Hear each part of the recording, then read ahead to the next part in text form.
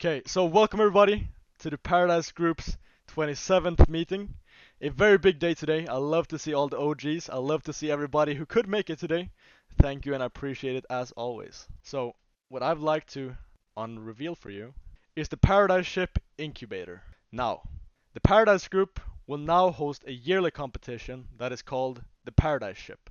And for you who don't know what an incubator is, it is when people who have capital or people who are a big business or people who have expertise come together and help small ideas to incubate into a very, very grown whatever animal you want to go for, from an egg to an actual produce. So what we want to help you guys is to take your idea from the spark and turn it into a fire. Now, Timon, you want to tell them a bit more about the Paradise Incubator here? Just briefly. Yeah, of course. So I'm not too sure how many of you guys are familiar with Shark Tank, but to explain it briefly, there is a panel of investors, and there are individuals who come in front of this panel and pitch their business ideas. Right, now we will be replicating something quite similar, except me and Gustav, that's us, right? And you will be the individuals pitching your ideas. Now, the incubator itself, that goes into a lot more detail. For sure. Good start here. Alright. So this will be a very good chance for you. Roll the dice, gotta get started, and that will be to pitch your $1 million idea slash business. Now, it doesn't only have to be an idea, it can always be a business that you already have, but you might need a little extra boost from the competency that me and Timon already has. So if you need that, you're always welcome to be in our future Paradiseship competition. We'll basically pick out one of the best ideas out of this entire crowd we're gonna have pitching tonight, and the best idea will win a prize. And the prize for the first place finisher would be us as the Paradise investors, the people who are here, me, Gustav Wayne, and my team at Castform, at Paradise Group, at the Closest Collective. And Timon, do you want to tell them a bit about some things you got going on as well?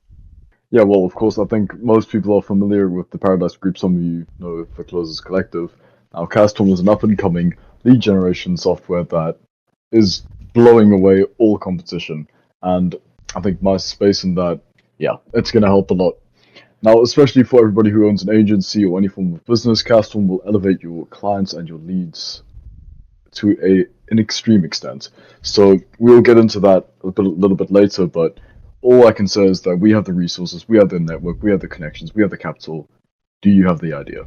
Yeah. If you have the idea and you need doors opened, we are the key that you've always been looking for, guys. So this is the things we're gonna help you with.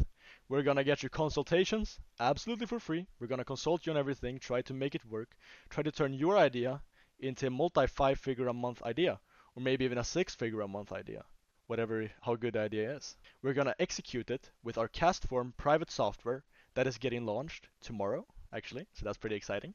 We've been working on that for nearly a year now. It's coming along pretty well. And we're also going to get our entire network to help you out. We know a lot of people here from our personal networks. We know a lot of big real estate firms. We know a lot of big people in the social media community. We know a lot of big people all around the world that could help you out to make your idea what it needs to be. My team's time, which I value at a very high price. I wouldn't price my time low. I wouldn't price that $10 say an hour. I would price it at a very high premium.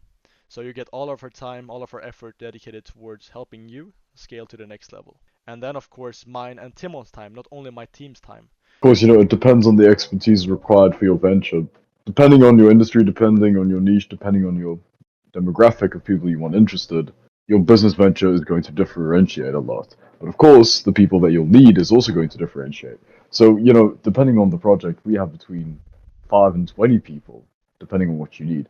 But as Gustav mentioned, we have the volume, right? We have the workforce, and we are able to leverage all of that, our network, all of our resources to make what you have amazing. For sure. So don't value this lightly. And if you ever need investment capital, we have all the means to get that for you as well. So capital is able to be found if the idea is the right one. To get over to the overview, that would be very quick for you guys here, is that we'll start off with level 1, which would be the blitz pitch, 2 to 5 minutes long for every single contestant. Then we're gonna have a pitch section after that is like a Q&A, and that will be 3 to 5 questions, maximum 5 minutes long for every contestant. Then we're gonna have level 2, which would be the final pitch, and that will be 10 to 15 minutes long per every one person that qualifies. So pretty self-explanatory. Then we're gonna have a Q&A section, and that will be 5 to 10 questions. that will prolong for around 10 to 20 minutes because we want to make that really good. And then we have the final stage, which is the selection round, where me and Timon ask a couple of more questions and we go into a voice call and start discussing which one we think deserve to win. And that will be between 10 to 15 minutes. Let's introduce the competitors. Let's get into it. So the first competitor we have for today is Zachary. Now, Zachary, want to introduce yourself? Absolutely. How's everyone doing here? Let me just give a quick Amazing. briefing of myself. My name is Zachary. Probably met me before when we did a meeting, but it's nice to see you guys again. For sure. And you want to tell them about your company? A little bit like what is it called and everything? I came up with this brilliant idea. We It's give. called Vacant Rescue Limited, Mm-hmm. VRL for Alright. short.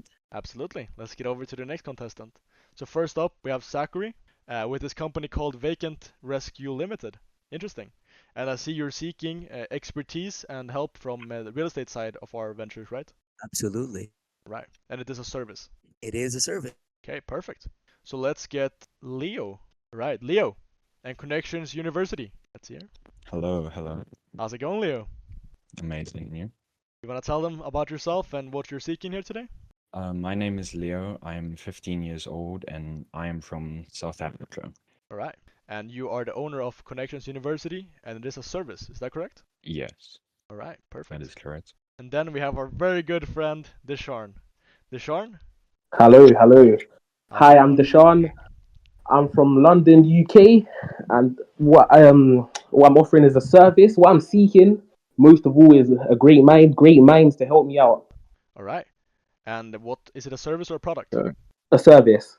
Okay, amazing. Let's get over to the next person. So the next competitor we have, his name is Russell, and his agency is Voyage, and he's seeking right now investment capital for his idea to get working. All right, he requested to speak now. Perfect. Let's see. Hello, Hey there, can you hear Russell. me? We hear you fine.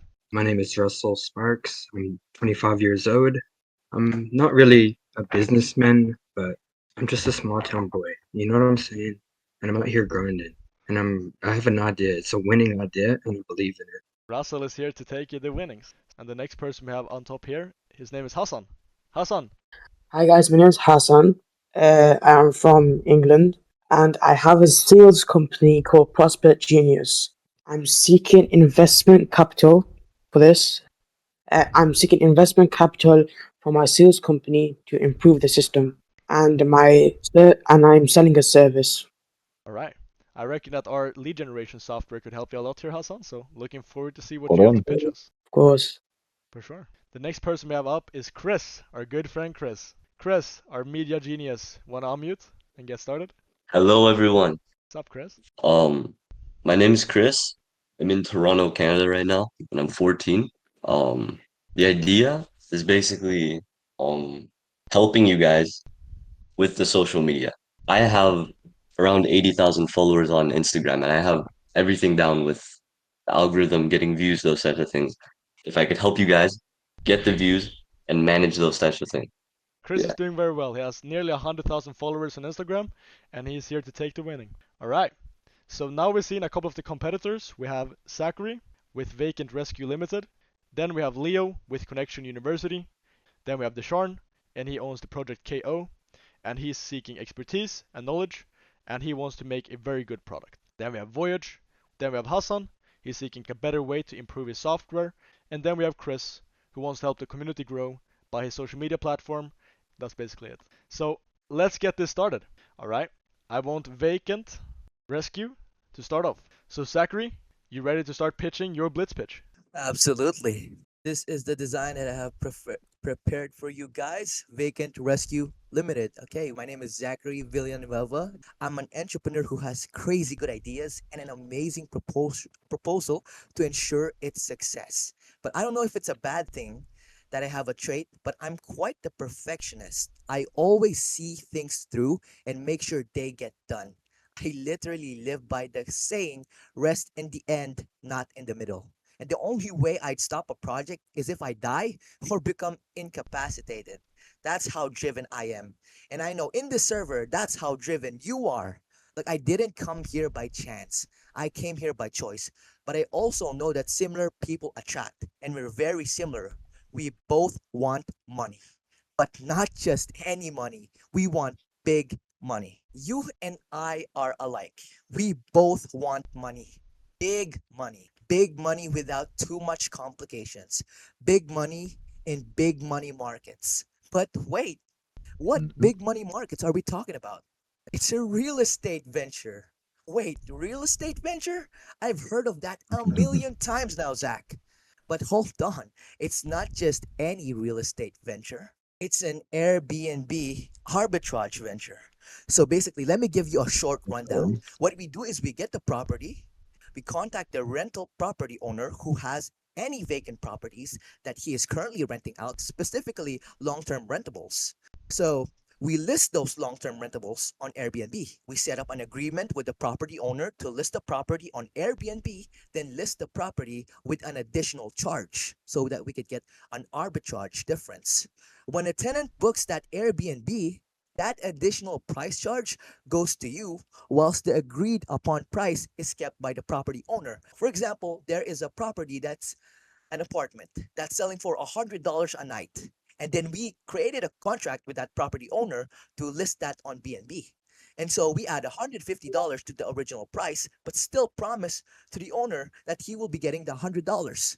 And so we price it at $250 on BNB and we book a tenant, and then that tenant pays $250, we get to keep $150 and the client keeps $100. So you see how lucrative and profitable this is. And that is for my short blitz presentation. Perfect. So that was Zachary's first pitch.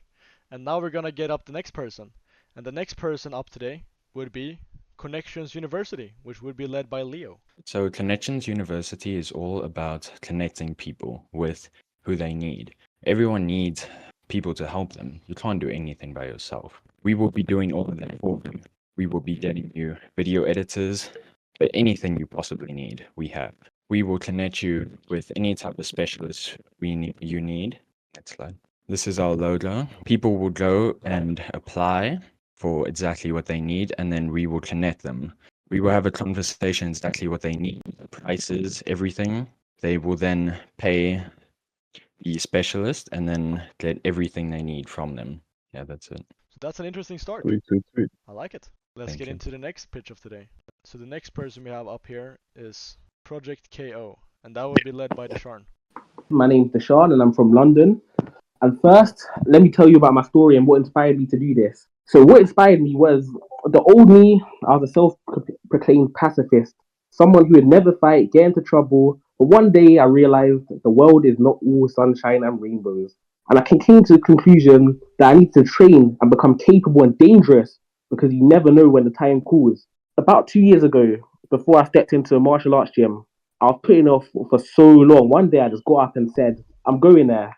I felt so nervous, guys. Like I've never felt like this in my entire life. It was sickening. It was just so bad. But once I stepped in, it all changed. Everything was different. Everything was good. The people were friendly, and that's what kicks this off today. Next slide, please. So the mission is I know I'm friends with an elite boxing coach who's been in the game for many years. He will assist me by recording a boxing course, with the first one being tailor made for beginners with little to no equipment preferably, and then maybe later on we'll start rolling in more courses. I'd also want to bring in things such as private lessons and group classes, as that will help me bring in more revenue. Why do I want this to happen? The reason why this want this to happen is because I believe that everyone should train martial arts, because not only because of the physical benefits but the mental benefits as well. Like maybe some of you struggle with anxiety, depression, and things like that. But something like martial arts can really help, because not only is it very good for you physically, it's good for you mentally as well. Like just try it. Sometimes you need to be punched or you need to hit hard. Sometimes you need to put someone in a choke. Sometimes you need to be choked. That's just how it goes, and it does help you. It helps build your character as well. Another reason is because the market has untapped potential and it's not saturated. That's the one thing I was looking for. I was looking for something that not everyone's doing. I don't want to do what everyone else is doing. I want to do something different. I want something unique. The business model would still work and grow very well if an event like COVID and lockdowns happen, due to the fact that this is going to be a whole as an online model.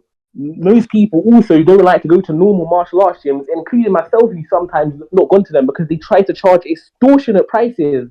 Another thing is some people like to train at home. Some people prefer to do it in their house. It saves them time traveling, so I think it's an overall good idea. And that's this section done. All right, interesting. First, Zachary, we saw your pitch. We saw your little blitz pitch you had, which was very good, and that was vacant rescue. Everybody in the chat, everybody who's watching this, if you have any questions for our good friend Zachary from Vacant Rescue Limited, feel free to tell me those questions in the chat, and we're gonna ask them to Zachary as of now. Absolutely. Everybody who has any questions for Zachary about Vacant Rescue Limited, feel free to ask them so far in the chat. Now, I'll start everything off with asking Zachary a question. Zachary, I was actually one person who helped you a bit with this, because I came up with an idea a little bit like this, and I wanted Zachary to implement it.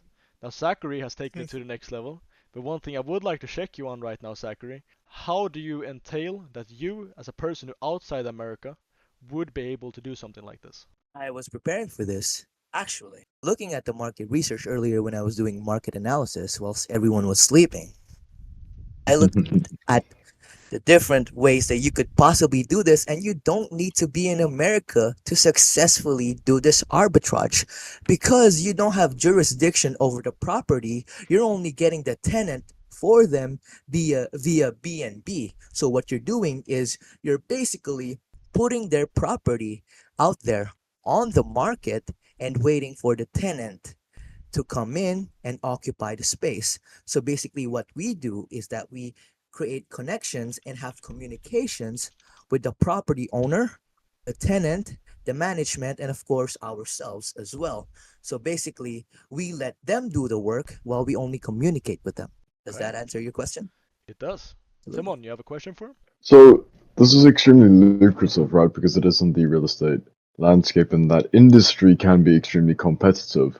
So you, as a 15-year-old, and it kind of links back to the previous question about how you would be competing outside of the US. But I want to add to that and ask you, as 15-year-old, you as an individual, how are you going to be separating you from all the other competitors? Well, to be honest, I'm quite in a lucky position right now to say that I can differentiate myself from all the other competitors because they're not really doing what this venture will do. Because looking at the Airbnb sites, it's all lofts, it's all homes, it's all apartments that people don't want to rent out. Basically, how I can differentiate myself is that I'm providing what the market needs. Maybe the market wants something because they saw it, but it doesn't necessarily mean that it's what they need. Okay, if the market sees a comfortable home and they think that that's the only option that they can rent out on B&B, then that's what they're gonna go for. But if I can offer them something different with this venture, an actual, functionable, rentable apartment where they don't have to commit in that apartment for a month, where they can lay and go, I could differentiate myself from the market completely. I have one last question for you, Zachary, and then I'm done with my questions for this section here. I don't know if Timon has any more, but it's Absolutely. gonna cut the time pretty low there. Zachary, so I know that you Yeah. have this good idea, and I have actually helped you on the lines with this idea. But one thing I would like to ask you to see if this is for you is real estate is a very complicated venture. How would you, if you got us in as partners, want us to help you with it? Like, how could we help you, and how do you see the legality side of it being leverageable for you? Because to my understanding, anybody under 18 is not allowed to sign the contracts needed for this. Of course, like you said, it's complicated. But everything in life that is good is complicated.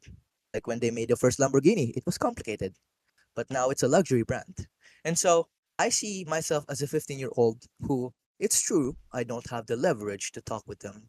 But if I have a partnership with you, Timon, and Gustav, I'll definitely have the leverage of connections, knowledge, and of course the legal age. You know, of course, I'll be a support person to you guys per se. You guys would definitely be on the front lines, but we would still be in a partnership because being realistic here, no one in the right mind would trust a 15-year-old to list their property on B&B. And that's why having a connection with you guys leverages your experience, my idea, and your age to successfully execute this specific venture. Thank you, And Zachary. that is the answer. I think that I have all the questions I've asked needed to be answered during this segment answered. Okay, so the next person up is Leo. Leo, you ready? Unmute the mic. Yeah, I'm ready. I see Connections University. The first thing I smell is what makes you unique. What differentiates you from the 1 million other people who does this? I guess you always get those DMs where people will ask you to buy stuff, right? But we are here not only making videos, opening a Discord, and connecting with our community. We are only giving you the best of the best people to help you out with anything you need. Timon, you have a question for him? So I've heard about this in the past, right? Because you told me about this venture specifically beforehand. My initial question was, how will you be monetizing this? Now, of course, you will be covering that in the final pitch, I hope. But could you give a brief explanation on how you're planning to actually generate an income from this? People will come to our Discord, and obviously we won't give away a specialist for free, right? So people will go, we will connect them with our specialist, they will discuss a perfect price between them. And then once they settle on a price, I will be getting part commission on each client that we connect with our specialist. Alright, so I see the vision, but the thing I don't see is how this is different from anybody else.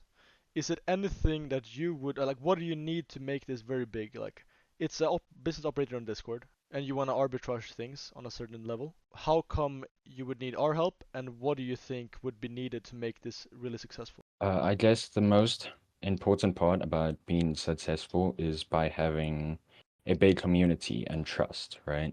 And you guys could help me out with that, and also have a big impact on growth and helping me out with investments to for videos. We want to upload daily videos to grow. And yeah, does that answer your question? It kind of does. So I get a little bit here. Timo, you have a question for him? So I do actually see a pretty interesting question in chat by I Just Fly Daily.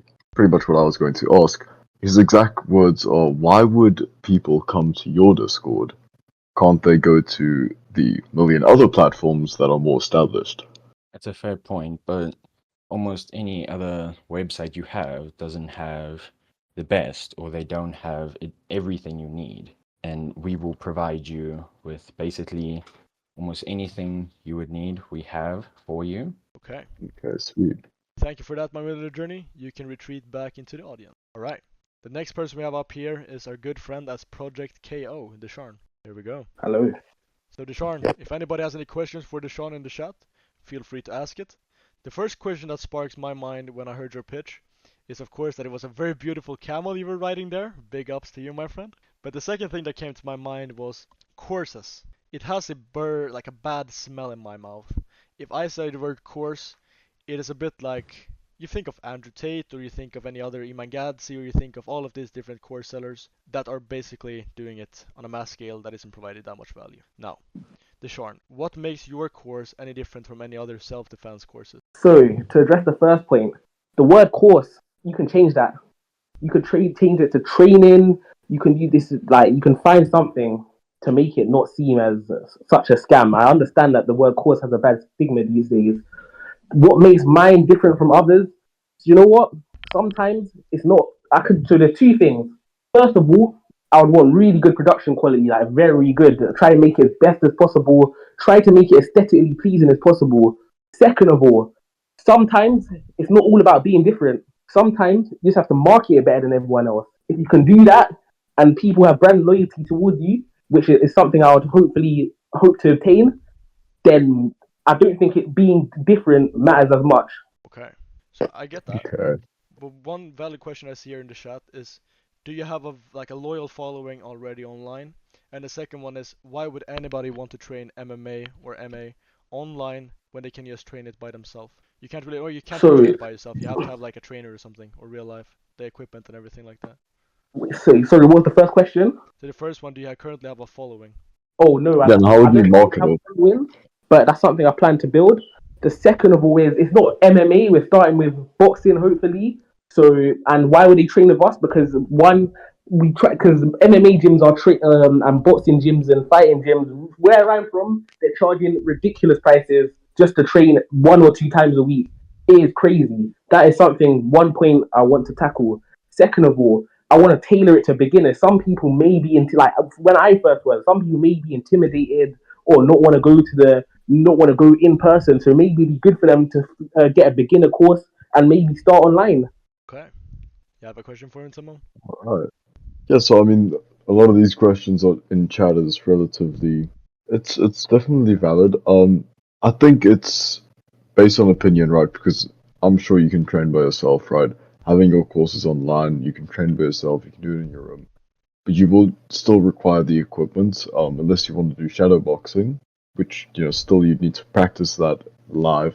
So my biggest question is, first of all, I mean, yes, you answered what I actually wanted to ask, but how would people in the course, when they are finally enrolled, when they are listed in your course, how would they actually be improving their martial arts skills? How would they actually be able to practice this live? If somebody were to come to them with a knife, how would they be able to defend themselves? So this is where I'm not an expert in this field. I am not. However, as I said in my pitch, I know someone who I trust and who I believe in can teach these skills. And you know what? Mm, They're gonna start teaching me as well. Starting from Monday, I'm gonna start going to them and I'm gonna start getting lessons myself. And if I think they're suitable, then we can go ahead with that. So that's my plan with that. okay, Okay. uh, Well, I okay. think that it might be the time right now to move over to the next pitch. What do you guys say? Next up on today, we have a very good friend of mine that's been here for a while, and that is Voyage. Voyage, inspired by One Piece and block fruits. I'm free, just like Luffy. I'm going to be the king of the marketing. My name is Russell Conley Sparks, and I have a passion for friends, marketing, business, video games, anime, and Minecraft. I'm 25. I don't really do a lot. I could lie and say I'm a businessman, but who has been doing this for years. Sure, my presentation would appear better, but I'm not that. I'm a man from a small town who just noticed a gap in something big. But that doesn't mean I'm a dummy because I'm not. I can learn. I love what this community has taught me in just 3 short days. You want to work with me? I will give you my word. If I ever go back on it, we can go separate ways. I will learn business and I'm following your footsteps. My heart is on fire and I'm ready to learn.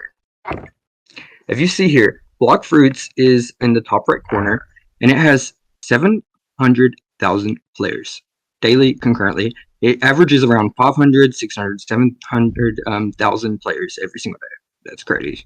Let's go to the next one. This is a statistic. Roblox versus Fortnite. This is Mine Mine No Me. On Minecraft, the market isn't like the One Piece market isn't there. Look at this. Prime Piece, 2022, 4 million downloads, 500,000 downloads, 2022. What are these people doing? There are no, there's no One Piece market in Minecraft. There's a gap. I Mm, made 200 players. Okay, look at this. This YouTube video, 1.2 million. It's a One Piece video for in Minecraft. People want Minecraft content, One Piece content in Minecraft. Another video, and I have the link here too for sourcing. Okay, now I can tell you about the product. It is going to be a network of servers, but first, we're starting with Voyage, a revolutionary MMORPG that can change the way we play Minecraft. Many don't invest in a Minecraft server. Why would they? It's a niche market. Minecraft is doing its own thing. Nobody has tried to push Minecraft to its limits. Well, I know what we can do. Remember block fruits? It is huge. Let's make the movement system fluid and fast with double jumps. Let's make sure we carefully craft an experience people love. You put your heart and soul into something, and people will see that. If it's good, revolutionary, it will be huge.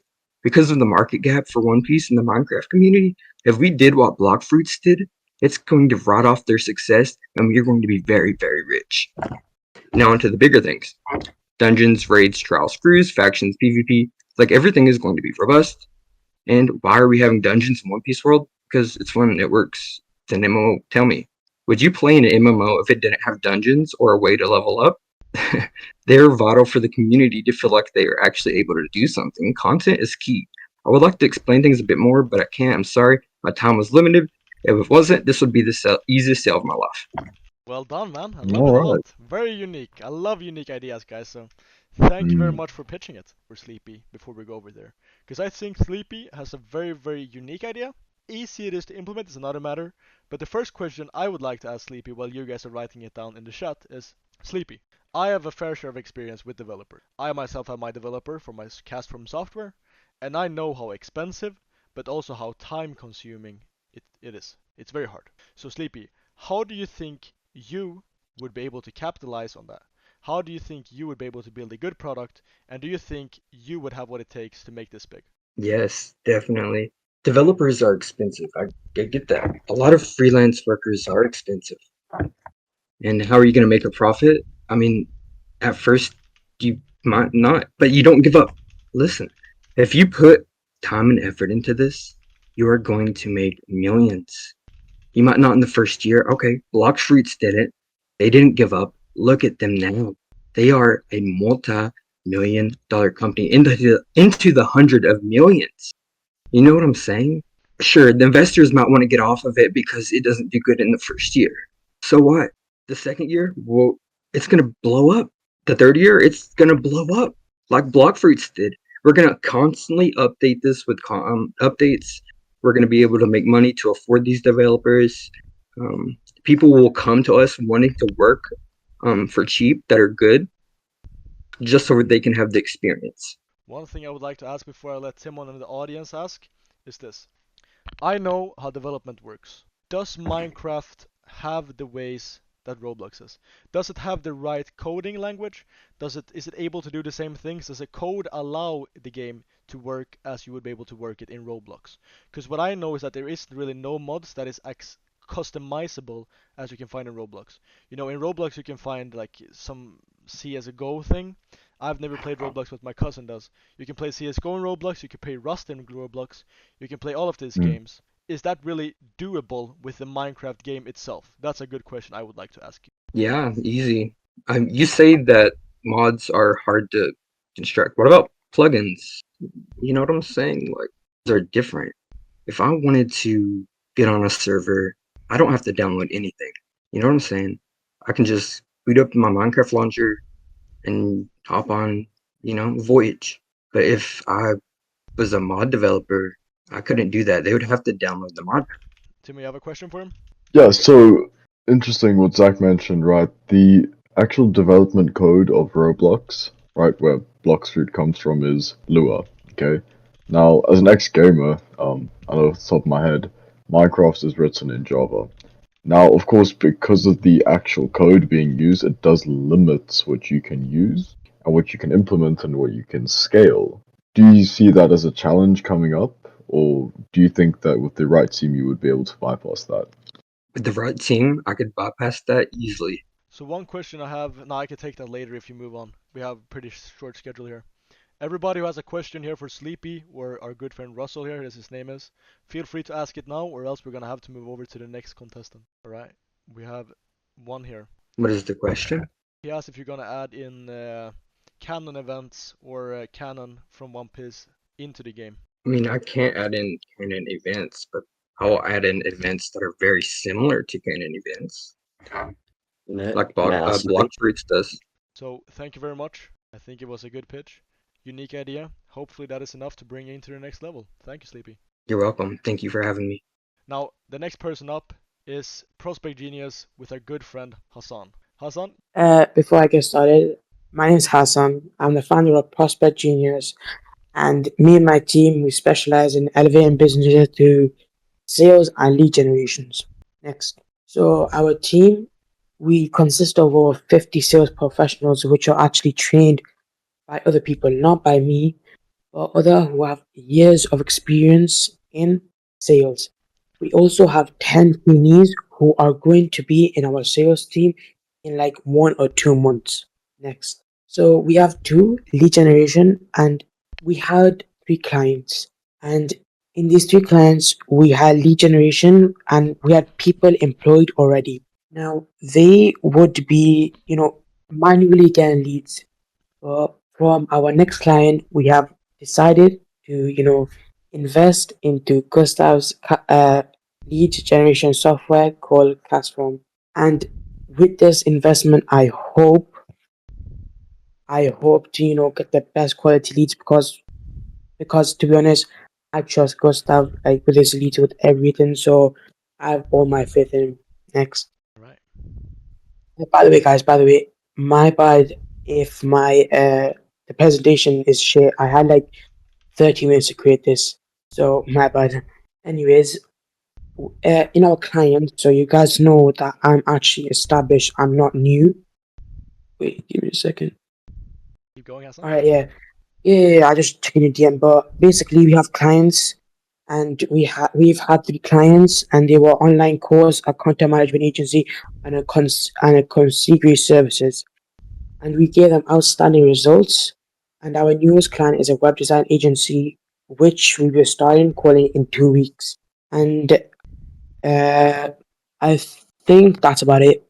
Hassan, thank you for presenting. Now, the interesting thing Yeah, about Hassan here is that he's one of the only people in this call pitching today that currently has a profitable business that is actually working. Now, Hassan, I know by my self-management that you got a $2,000 deal signed 2 days ago. Is that right? sir. Yeah. Yes, I have. So Hassan closed a deal for $2,000 2 days ago. Now that means that Hassan currently has an existing company which works. Why would you need us to make this better? And what could we help you with? Because the 2000, like the money I'm getting from the clients, it's not sufficient enough to fund the whole business. Because if you guys do invest into my business, I'll actually be getting more leads, investing more into my team, getting more professionals from the industry to teach more people, so I can take on more people onto my business. Anybody has any questions for Hassan here in the chat? Mm, You have any questions, Timon? well, yeah, right off the bat. So, seeing as this is relatively similar to a business venture that me and Gustav indulged in, we've been through it, right? Now, I wanted to, considering our expertise, our experience, what do you think you'll, require the most from us? And what is the time frame looking for this, right? How quickly do you think you're going to be seeing success? Because, I mean, listen, you started relatively recently and you already landed a 2K deal, okay? That's pretty similar to what we did because, people need clients quickly. But how do you Mhm. think you're going to sustain this and where are we going to be coming in for that? Yeah, so as I've already said with Castform, you guys will be coming in with your software that you already have lead generation, which I'll be getting leads. And how quickly can we see success? Because I trust Castform and I think you will get me quality and good leads. So we could be seeing success from like the first to 2 weeks with like calling for our Mm, clients. Hmm. mm, So this is how things okay. work. Sweet. Just to be a little bit harsher so we can have like real critique. Leads could be the Yeah, best of in the course. world. Leads could be the absolute best and Yes. it could be absolute worst. I could bring you the Yeah. best things ever, and I know Castform has some of the best ones. But if you don't have the Mhm. right salespeople, you can't sell shit. It is exactly how business runs. You can have a bad business model, but you know how to sell, and you'll be able to make money.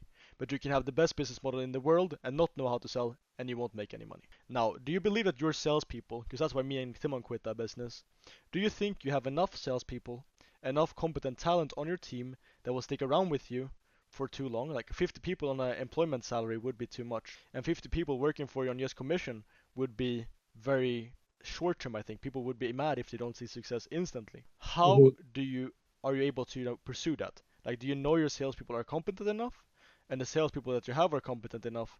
Why would they stay with you if you don't pay them a salary? Well, I've already discussed this with the people and I've already discussed them. We have a plan that I will build this company to allow salespeople on commission. And I've gave them this. If I don't see a result and I don't see if you're competent, because before they do start calling, I have people, professionals in the industry, give them 1 to 2 month training.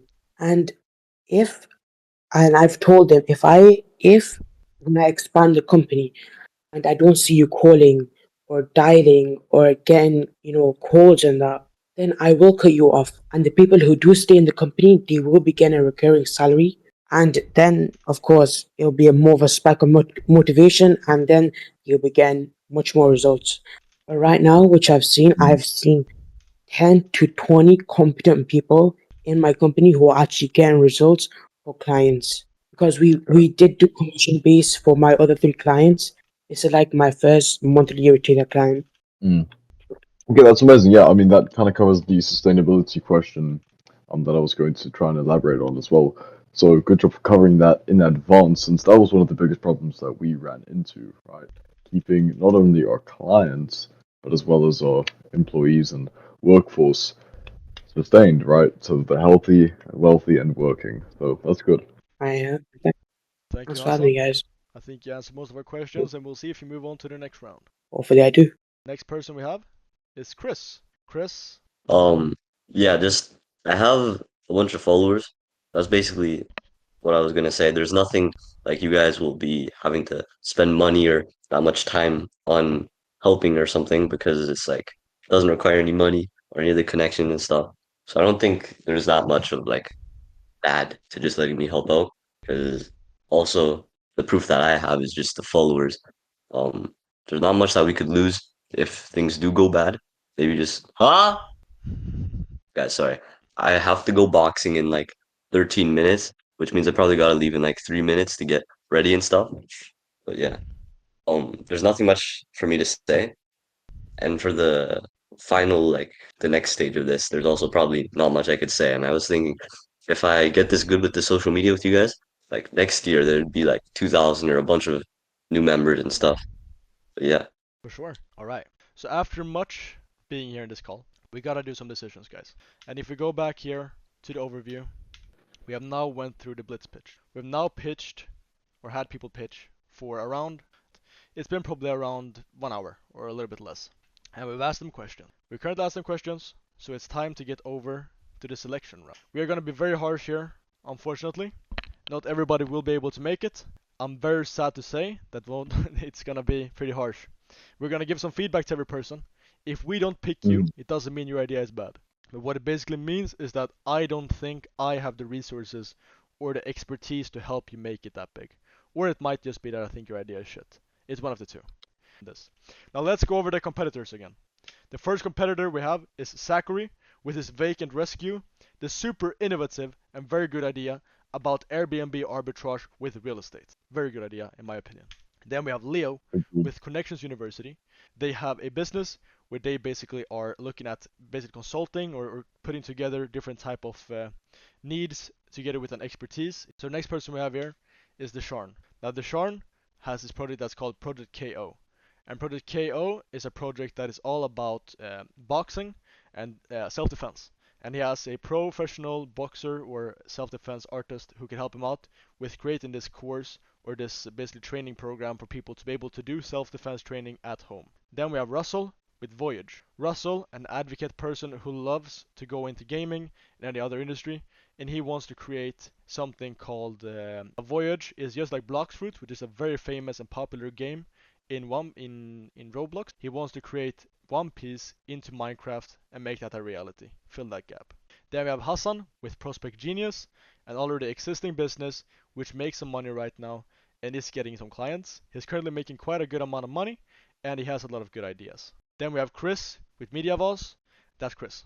If you go through all of the competitors here, we have Zachary, we have Leo, we have Desharn, we have Russell, we have Hassan, and we have Chris. Out of all these people, who do you guys think is the person who should move over to level 2? I would love you guys to write that in the meeting chat. Desharn. I think that was an echo. That was Desharn. Alright, so leaving the harsh truth to me, I will start with the first execution. I'm sorry to break it to you, Leo. Connections University is not gonna cut it as of now. It's not a bad idea. I think it does have potential, but the projection that you portrayed to us just simply wasn't good enough.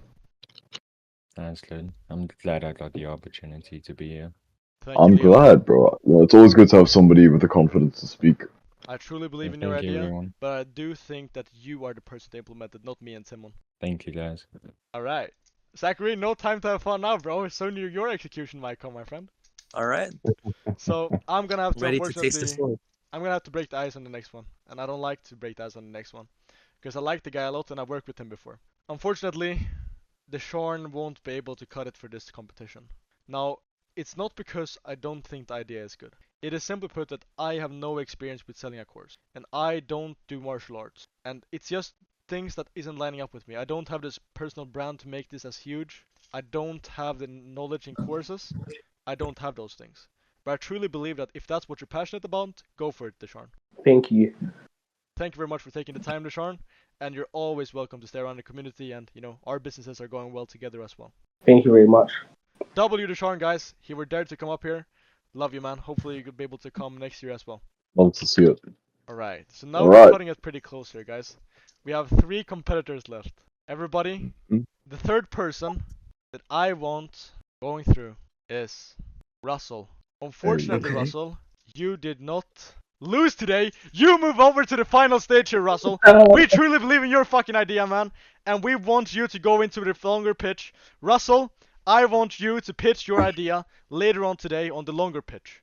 Russell, I like your idea, and I truly believe if you get the right counseling and the guidance, you can make that big. But that leaves us with 2 more people. Russell, what do you think? I think that this is a great opportunity. Thank you for giving it to me. All right. Well, Zach, I'm gonna break it to you. You'll make it through to the next round, man. Congrats. Thank You on you top? so much. Loved your idea, Zachary.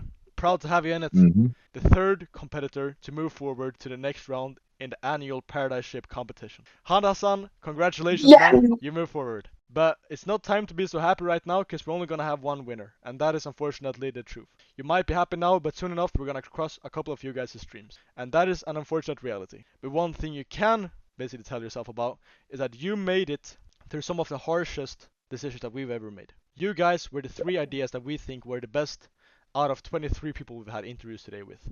You guys had something about you or your idea that made it unique. And hopefully now on the longer pitch, you'll make that shine to us and you'll waver everything over into your basically liking. The death round. Alright, guys. Finish him. Now it's time for no sunshine, guys. It's time for no happiness. Okay, guys, this is gonna be a bit educational. I don't want to do an AI voice. People say I do have an AI voice. You got 10 to 15 minutes. The time has started now. Okay. So you accepted this pitch to move on to the next stage.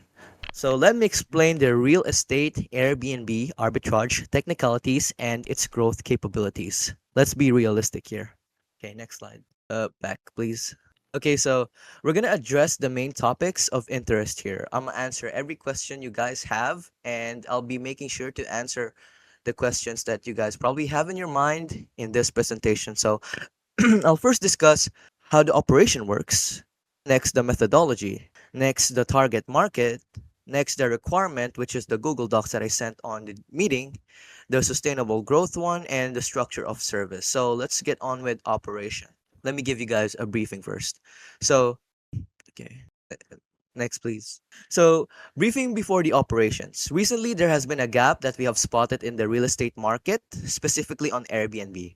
Right now, there is a surplus of long term rentable lofts, houses, and apartments, but a shortage of available and discoverable short term rental loft houses and apartments. The keyword I use there is discoverable because the market or the property owners aren't taking advantage of the shortage by utilizing their property by turning it into a rentable property for, you know, long-term rentable to short-term rentable apartments. And the tenants, the ones that who are actually going to be renting the property, cannot find properties accommodating short-term rentables on Airbnb because the main properties that are in Airbnb are the following. So I'm just going to show you guys some screenshots that I took. So basically what we're looking here is these are basically rooms, not functionable houses. So they're rooms for night stays, they're rooms for living houses. Next, please.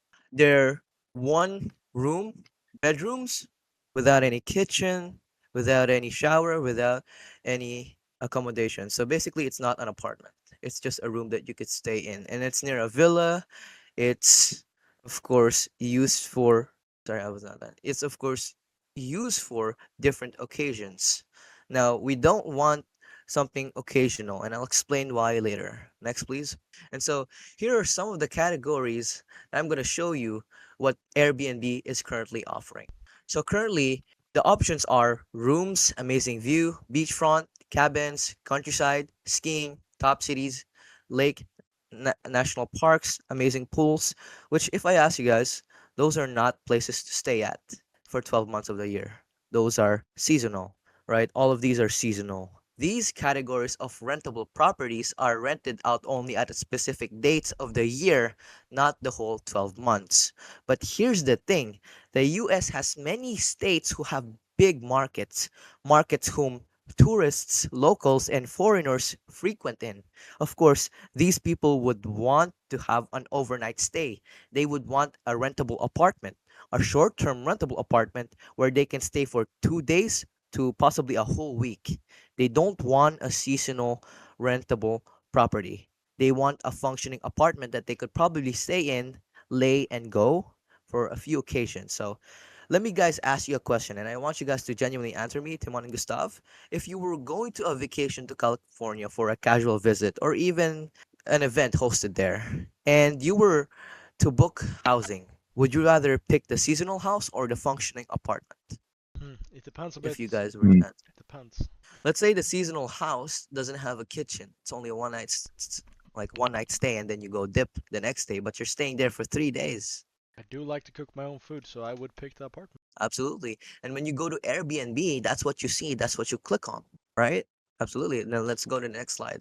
So here are our operations. Since we established that the US has a big market on popular states, the operation of our venture is to provide them functionable, short-term rentable apartments. Since there is a surplus of long-term rentable apartments and a shortage of short-term rentable apartments, specifically in huge markets, we make those properties discoverable to tenants via Airbnb to make the finding and booking process way easier, which also gives us an arbitrage return. Right? So let's go into the technical operations or the methodology as we like to call it. So first, we find a vacant long-term rentable apartment. That's an apartment where you rent it for a 1 month rent, for example, 1 month $1,000, 1 month $3,000. We can easily find apartment like these through government listing sites and NGOs. So basically, those listing sites list these vacant apartments. As they list vacant apartments there, then we contact the property owner and inform them of our service. If we get the property owner on board, we acquire the property information like the location, the age of the property, the photo of the property, the price per night, the services, the property type, right? And then list it on Airbnb with an additional plus on the price, like the example that I made earlier with the 100 plus the 150, then we make it 250 per night on Airbnb. Then we arbitrage the added difference whilst the clients get to keep the original assigned value of the property, which is a win-win for both you and the clients. And so these are the potential target market. I searched up on Google the most populated areas in the US, and we're looking at North Carolina, Pennsylvania is also good. Texas is the biggest market that we could currently hop on right now. If we do get rental properties on Texas, it would be big to arbitrage because people like to go in and out of Texas and they definitely need houses. As for other states as well, like Michigan, California, California is definitely a popular state where people come and go as well for visiting. New Jersey is also very good. Illinois, I've heard, is a very popular area. Ohio and Georgia. And so these populated areas are guaranteed to have vacant long-term rentable properties that we could turn into short-term rentable properties. So then we head on to the documents for the realistic part. So what are the requirements for running Vacant Rescue Limited? Well, we are concerned about the funding at first, which the funding would probably cost between $0 to $29.99 to start listing the properties on Airbnb. So it takes $0 to $29.99 per property capital to start this venture. Surprising because we are dealing with real estate. Some common questions can be answered. So real estate is very expensive. It's a very expensive market. Um, but with this venture, it is really a gap in the code, right? So here are the common questions that can be answered. So what if the tenant caused property damage on the actions and it has negative financial impact? Well, we are not liable to that, right? We won't be liable because we're gonna make them sign a contract stating that our services only are for gaining tenants and we're not responsible for their property damage, correct? We don't want to be responsible for that, right? So, what if there are no shows to the property that are being booked on Airbnb? Well, if they don't show, their money is definitely not gonna their money has been already put into that property, and the owner won't receive that money until they show up. So it's gonna be a lose-lose situation between the person who booked the Airbnb and the person who's actually owning the property for the Airbnb, right? And so let's go to properties. So we could find the properties on government listing sites and NGO sites. So vacant properties are often listed in government and NGO listed sites. So of course, our main way of listing the sites is Airbnb, because most people use Airbnb to discover short-term rental properties. Now remember guys, short-term rental properties. Listing apartments on Airbnb boosts the discoverability of the property because it puts it on the algorithm. Now, legal contracts. This is the most important one that I want to get to. We need a clear and concise legal contract that states the boundary and jurisdiction of our service, right? We need to structure the legal contract stating that concise boundaries of our service to avoid financial blame and financial responsibility that may be blamed or imposed on us because of the tenant's possible action. We do not want that to happen, so we need to take precautions in order for that to happen. So we also need communication and management of the property when the tenant is there, because the tenant satisfaction, cleanliness, and sanitation is our number one priority, right? There needs to be communication between management, tenant, and property owner. So the satisfaction of the tenant is number one priority. Remember that. Keeping the short-term rental property well maintained, clean, and sanitized will develop a good reputation and ensure scalable ratings from the tenants on Airbnb. Okay, let's go back to our presentation. Let's make this quick. I don't want to take too much time, but I hope you guys are learning something from this. Okay. Hmm. Uh, let's go to the presentation. The Canva one. Hello, Gustav. I do believe that Gustav was quickly away. He just messaged me, says he quickly getting a glass of water. He'll be right back. I'm here though. Okay. So so I'll just give you a briefing, guys, on why this market will never, ever die down.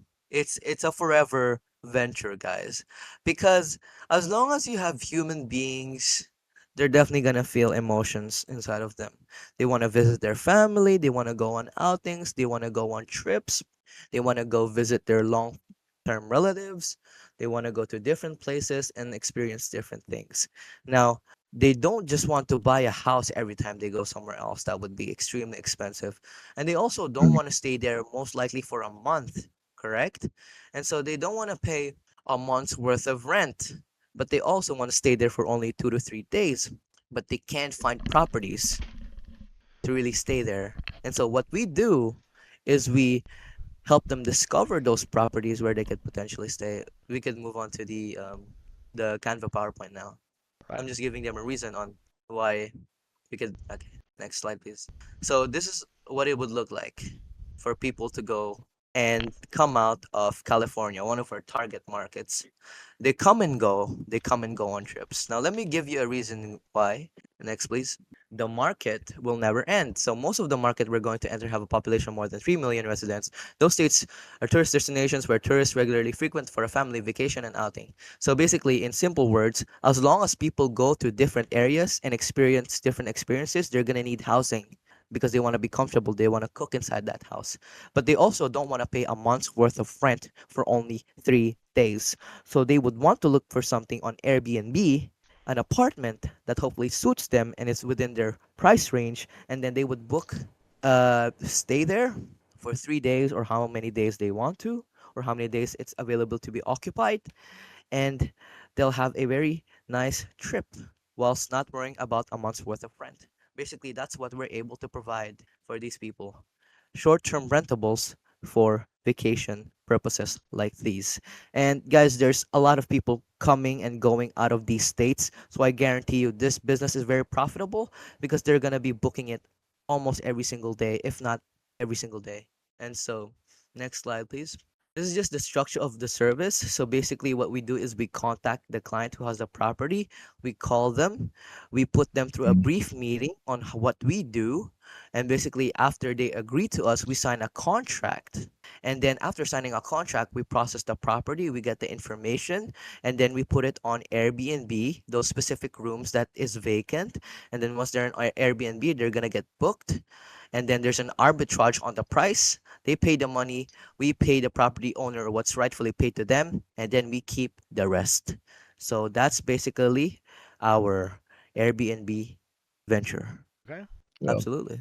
So fortunately enough for you, I was one of the persons who helped you come up with this idea, and you're very lucky for Absolutely. that, because I like this idea a lot. But the thing I always know that is the hardest part about this is I caught you out on something during your presentation that was inaccurate. Yep.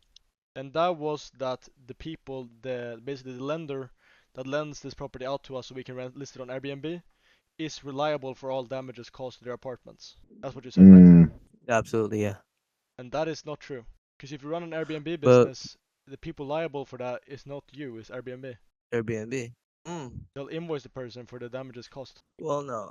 I'll let you go on first. Which means that if you pitch to the business owner and the person who owns the real estate properties that, hey, if something gets destroyed in your house or something gets stolen, if your entire house gets broken into and everything is ruined, you have to rent me out 20 of your apartments in your house complex and you stand liable for everything if something gets robbed. They're gonna think, why would I want to invest in something where this guy rents out my house to random strangers and then those random strangers come in every 2 weeks and if something gets stolen from my apartment, I have to pay everything for it. So Comments? that's the thing, right?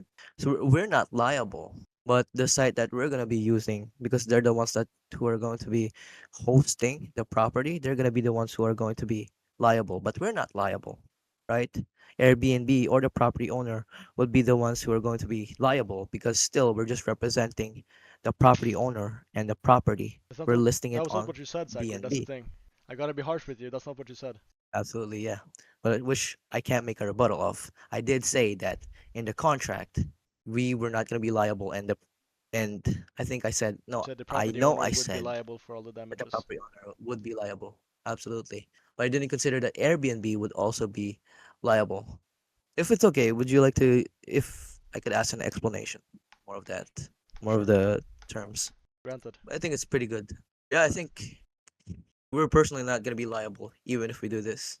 Airbnb is going to be the one who's going to be liable Alright. if Okay, we but do sign a so, contract. yeah, okay. listen, Zach, I see this as a flaw in your research. It's as simple as that, okay? Now, you have a very good idea here, okay? The structuring is exquisite and it can be implemented to make millions. I definitely do believe that. This is one small mistake. Now, as much as I do believe we should be harsh on you, mistakes do happen. One thing you should take into account is if you were actually to Alright. be in practice, Zachary, this business model was to be in practice, you hear me, right? Zach? You would have to. Absolutely, yeah. Hello? Can you guys hear me? What's going on? Now I can hear you again. Perfect. Yeah. Okay. Sorry, I think you're tweaking. If this were to be in practice, right? You need to set up a lot of contracts. You need to do a lot of logistic work, a lot of technical work. And my only question is, how are you going to make sure that our partnership would be able to sustain the amount of legal work that we'll have to go through? All of the logistics, whether it's being liable for damages to property, to whatever it is. How are we going to be safe in this business? Are you guys going to be safe in this business? Well, yourself included. Oh, myself included. Yeah, we're definitely going to be safe because, like we said, right, all things take time, right? In order to grow amazing fruit like a mango tree, you're definitely going to have to take some time. So here's the thing. It's gonna take a lot of time to set up, like previous ventures, of course. We're gonna have to look at the legalities and the contracts, the legal implications if we ever do run this venture. But the thing is, though, we'll be safe if we execute it correctly. If we don't pass through any loopholes, that is completely important. And we also have to look at the structure of our contract. I'll be completely honest, I did make a mistake or a flaw in my research. I overlooked specific mistake, which I pointed out that the property owner would be liable 100% for their property. I did not look into how Airbnb would also be liable. And to some extent, or to a huge amount of extent, we would be liable for the logistics as well. But could I ask Timon, could you clarify logistics? What are you expecting really on logistics? Because we could definitely go into detail with that. So, of course, there are basic things that would be set up regardless of the venture. Partnership agreement, NDA, all of those things, right? But us as an entity, right? This company me, you, and Gustav, right? If we were to be equity owners, we would need to ensure our safety with the property owners and the people that we would be operating through. And that is where I see a slight difficulty. Now, of course, as you mentioned, if we avoid loopholes, if we do set this up professionally, then we should be fine. But I'm just curious as how you were to, see all of those logistics operate. And when I said logistics, I mean everything, right? I mean damages to property, how we would keep our names safe, right? If something was to happen, if a house were to, actually caught a Absolutely. fire, how would we not be liable for that? Absolutely. So, Simon, I'm sorry for this, but I'm gonna steal one of your ideas, which is contacting lawyers in the US. I credit that 100% to Okay, you. Now, okay, I I'm like not a that. law specialist, right? I'm not a law Um, specialist, but I know the lawyers in the US know more about contracts, and we could definitely consult them before partaking mm, in this specific venture. We need to know their legal opinion about the contract and how we as an entity would not really be liable if there are any damages. And we're definitely gonna have to look into BNB's what do you call this processes of being liable. For example, because we are listing on their site and they are the main entity that's going to be affected by this because they are going to be the ones who are going to what do you call this qualify the tenants. We are only middlemaning here, but we still do need to take care of logistics. So I'm going to steal one of your ideas, which we will be contacting lawyers, and we're definitely going to need to consult with them. All And right. so with that, I also made a blunder. Guys, I'll point out my mistake here. And my mistake is in the funding. Because if we consider lawyers, then that would add a couple of thousand of dollars because lawyers are not cheap in the US, based on what I have heard. Okay. I have three places where I smell blood right now, Zachary. And when I smell blood, I gotta take it. I smell Okay. three weaknesses, and those ones are in you. Not you as the idea part of it, more you as how you would run and the knowledge part of it. Now, I gotta be harsh, because that's how I make things All work right. here. Yeah. My money and my time is the most valuable thing I have, and I'm not gonna throw that away on somebody who's not fully prepared. I know you have a good idea here. I've also thought about this before. I'm already experienced in this. But this is what I see as the things that are itching me right now with this. And that is, first of all, Zachary, pretty simple. How the hell would you handle the photography, the interior design, and everything that would be needed for the photos to get it listed on Airbnb? That's the first question I have for you. The second Yep. question I have for you is this. What type of split would you run up with the person who owns the property? And how would we actually be able to set up a contract with him legally to make this work long term? The third question I have for you is why do I need you? Why do I need you? I already know real estate. I already have contacts. I have a sales team. I have Timon. I can do this myself. You said you didn't know the legal part. You messed up on the people who be able to live there. You messed up a lot of things. Why would I need you? Why can't I just do this myself? Absolutely. And I'll answer those three questions completely honestly. Right? Okay.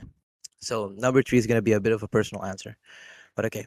Number one, the way that we're going to be taking care of it is by personally asking the person in charge of the property. Now, I know that's going to take a lot of time because they're probably going to be, we're going to be met with a lot of resistance from the property owner. Because, of course, it takes a lot of audacity to contact them in the first place.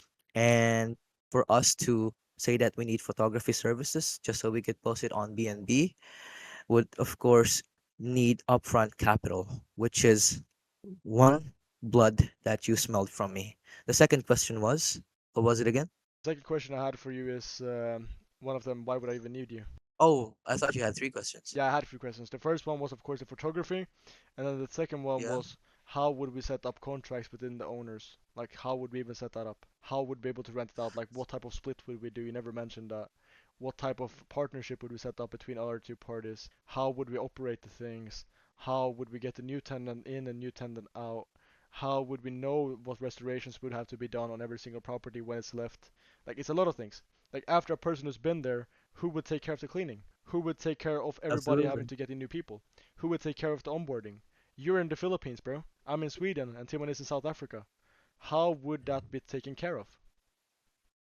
Absolutely. We definitely need people in the US. That's why we're going back over here to the requirements of running the Vacant Rescue Limited docs that I created. At the last bit, I did say that we need to be in contact with management. right? We need to be in contact with management. What I want to say about management is that includes everything: cleaning, restoration, for example, if there's something that happens to the property, property damage, and of course, like you said, the onboarding process of the tenant and how to get a new tenant in, how to get a new tenant out. So that is something to be considered. And to set up a contract, like I said earlier, we need to consult a lawyer about how we're going to be, what do you call it, executing that. Which leads us to the third question that you had. Why would you need me? Right? Because you know how to run this specific business model. You know, what do you call this? The legal side of it, even though you're still in Sweden. You know how to run this B&B venture, and you also know how to set this up. Plus, you have your real estate experience. So why would you need me? Personally, my answer there is you actually don't need me. If you wanted to, you could ditch me right now. The reason why I'm what do you call this? The reason why I'm presenting this to you is because I'm really driven to show you that I could be a part of this if you gave me the shot. That I'm able to craft up something, though with my limited ability or knowledge, right? So, my truthful answer to that is you don't need me at all. I need you guys to be honest, but I have some skills that I'm able to offer. What do you say about that, Timon? Well, you're right off the bat. I respect that you have handled each and every single question in the manner that you did. And, props to you for being honest. That last question is really one that throws everybody off guard. So, you going first, I think you answered that pretty well. And you were honest about it. The one thing, working alongside you for a little while, um, I do see that you're driven. You're young, you're driven, and you do want to make something of yourself. And that is crucial, right? I see a lot of people every day who have big dreams, but they're not willing to put in the hard work and effort and time to reach and achieve those goals. And I do see that in you. So, hey, at least you're honest, and I do see your determination, which is good. It's a little Absolutely. bit right now like Timon is the nice cop, I'm the bad cop. But the thing that will make this fun is not having God cop, Timon. You have to think about that. We have to be sharks, we have to be harsh. Of Now, course, of what we have course. to do about We're Yeah. on being to harsh, charity. it's very simple. Is Zachary, that was a horrible answer. It's that simple. If you tell somebody that you don't need me, then they won't need you. If you tell me, hey Absolutely. Gustav, yeah, I don't need you, you don't need me. You could do this by yourself. You'll be better off without me. Why would the hell would I want to invest in you? That's crazy, man. Mm, I would never do Yeah, that. absolutely. And that probably is ruined your chances to win this. If you would have not said that, I would have liked you. And the thing is, I love you as a person. You have an amazing idea. But the thing is, I Yeah, can't jeopardize confidence. And I'm a very nice guy, and I don't like to say this, but this is about my time, my money, all my expertise, my entire team's expertise, and I can't jeopardize that if you say that I don't think that you would need me. yeah, no, of course I understand why you would say that, but I was just being truthful. Right? The reason why I said that is because I do respect your time, your value, and of course your expertise. And you've been in the real estate niche in quite a long time now. And to be honest, I've only been here for a short time. So let's say that I did lie, right? If I lied, like I have this expertise, oh, I could probably help you in this specific area. I can help you in outreach, but if I did lie to you and I came here unprepared and I didn't say that my actual expertise, right, it would risk your money and your time because especially considering that you have class forms on hand, you have some other ventures on hand, and if we start this without me having uh legal or what do you call this? Um, I haven't slept all night, but legal and real estate knowledge, then of course I would just be wasting your time. So I understand your decision and I understand that you need to be harsh. I won't take this as bullying or criticism. I will just take this as advice to get even better as a Yeah, person. because that's the fact. I like the idea. I thought about the idea. And I truly Yeah, you believe did think. that I know things that you could do that I wouldn't be able to do. but you don't seem to see that in yourself. And I don't know if the confidence will take you all the way to win this competition. I'm not saying you have lost, but I'm saying you just shot yourself maybe in the foot, and that might lead to you not being able to win this race. But I love the idea. Mm, And Absolutely. Zachary, we have to be harsh. You're a very great guy, Yeah, yeah. but this is a competition. This is no funny it bunny. is. You It know, this is. is it's supposed to be Yeah, harsh. I Hmm. did, and it is my mistake. But I just had to say the truth. I really am a truthful person, and so if I shot myself in the foot, I'll do it again gladly. But I am very confident in my ability to outreach and to be able to be a quick learner. But I'm really sorry, Gustav. I respect you too much just to give some bullshit answer. You may think that I don't have confidence in myself. I do. I just don't want to jeopardize what you're doing. All right. So, Thank you, Zach. Thank you for being absolutely. transparent. But now it's time to get over to the next person. Voyage. There we go. I made this. Threw this together with some AI. I'm not Let's hear going to your lie idea. to you. Let's go on to the next one. This is Voyage. I've found a gap in a market that has the potential to make millions. There's a game called Block Fruits in Roblox.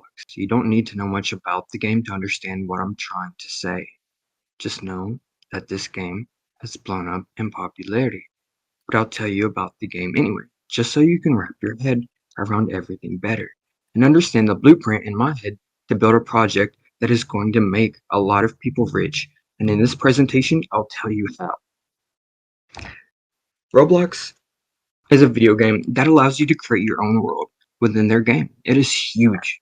A game that got made in this environment was a little game called Block Fruits.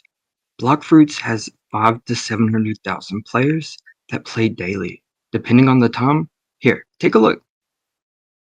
I want to offer you a deal. I've come to you offering a gap in the market. You expect me to answer all of these difficult questions when I've only been in the market for 3 days. Okay, fine. I'll try my hardest. You want to know how I'm going to spend the money you're going to give me? I'm going to find a financial advisor and a lawyer for the company. I'm going to make sure that every penny I spend is going into good hands. Every penny I spend, I will keep receipts for and present them to you and how our progress is going. Don't get me wrong, every big decision I make would be ran by you. I just want you to know that every single penny would go into the project and I'd keep the documents to prove it. I'd want you to know I wouldn't just take your money and go crazy with it. I'd do it in a smart way by getting smart people to assist me. I won't need assistance with everything in areas. Sorry, where was I? I choked. I'm going to find developers that will be able to prove to me they're just as good as the freelancers making $50 an hour. Coming to me just to work for the experience, I want the best. I'm going to get the best. But what if they came to me in the form of small business? What if they could prove to me they're just as good as the people making $50 an hour? Coming to me to work just for the experience. I want the best, so I'm going to get the best.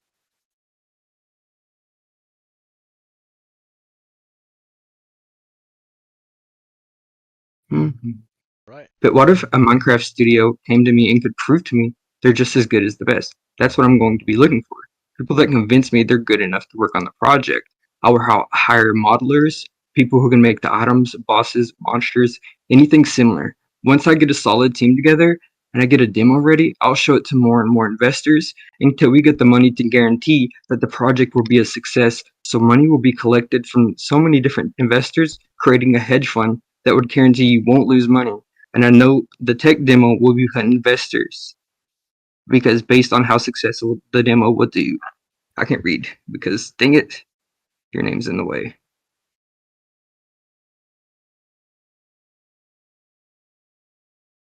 Right. You want to go into the Okay. next one? Yeah. I know the systems to make that would make the server fun. We need content, and that content has to be fun. The movement speed has to feel good. The devil fruit abilities have to be something that look cool and aren't too destructive and blinding. Basically, we need to find the sweet spot for each and every system. With good developers, that would be easy. We have dungeons. There'd be 12 dungeons at launch, and each dungeon would represent a canon One Piece quest. there would be multiple of them, and you only have to do the quest once. Factions, similar to the ones from Destiny 2. There'll be vendors that give quests for dungeons, faction quests, and so on. There would be 4 different factions. Each faction would come with its own quest line points you can obtain for doing quests for your factions. This would last forever because it will continue getting content updates regularly that make it easy to bring more players in. A mall.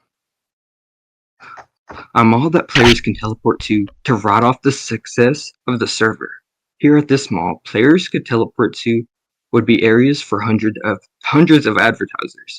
Players could come from the One Piece server and to this server and help promote businesses. Here, they can shop in-game and have stuff shipped to their house. Right? All right. That's it. Okay. So remember beforehand, right before this whole meeting, when we first spoke to you, it was me, you, Gustav, and Zach and Cole. Yeah. Also on the good side, right? I don't want to be only negative. I do think that your confidence is key, right? Looking at where you were, like not even 3 hours ago, 4 hours ago, your confidence and your ability to speak has increased drastically. I do, though, believe that you should have taken some of the things that we said a bit more into consideration, such as doing thorough market research, actually looking at the logistics of something, right? Because when you're speaking to investors, now and within the future, they are going to want solid visual representations and knowledge of how the logistics are going to operate. We told you the exact pricing, margins, and how you would actually make things work, right? The technical side of things. Now, to be fair, you are only 3 days, old in this industry. Need to take that into account. But something like, Jack said in chat, what about hosting? What about proxies? The server upkeep, the storage? That requires capital, right? Which is, of course, why speaking to investors in the first place. But they do want to know where that capital is going to be going. You can't just say, well, listen, I'm going to make you a lot of money if you give me money. Because they need to know where their money is going to be going. But other than that, I do appreciate you coming on here. It's good to actually see you grow as an individual, and I hope that there's more to come. Thank you so much. All right. I have a couple of I'm questions for grateful this for guy. this opportunity. Yeah, for sure. It's not over yet. So, the thing that I realized with this presentation was you have an idea. Now, an idea, like Timon said before, it is good. Many people have thought of many ideas, but it is the basically implementation of something that is hard. Like, how will you implement this? Have you thought about all the costs? Have you thought about how to make this actually real? And just with this presentation alone, I don't see too much preparation. All I see is no confidence in the sense of that you have just text on the screen. Like, you didn't say anything out of the script. You didn't think by yourself. You just wrote down something in the chat and then you read it out loudly. What I want is more confidence, I want more competence, and I want more basically from you. I want you to start thinking by yourself. I want you to start getting this really out there. Because you have an idea. The idea is good. But the thing about it is you don't know how to make it reality. Just look here, you haven't even finished this yet. You just wrote text and then it's just pre-flips here. You can see on all of this. So to make this real, I would like to ask you a couple of questions. What would it cost you to make a MVP, a minimum viable product of this? How long do you think that would take? Do you really think that the Minecraft engine would be enough to make this? Do you think that you have the expertise to be able to make this that big? How much do you think it in total would have to cost a month? And do you think the profitability is good enough to cover those costs? I mean, yeah, those are all the questions that we would initially in an investment meeting expect to be answered throughout the presentation. So you can take them one for one. We can repeat the questions, but those are the key things that you'd like to be covered without having to ask it. Yeah. Okay.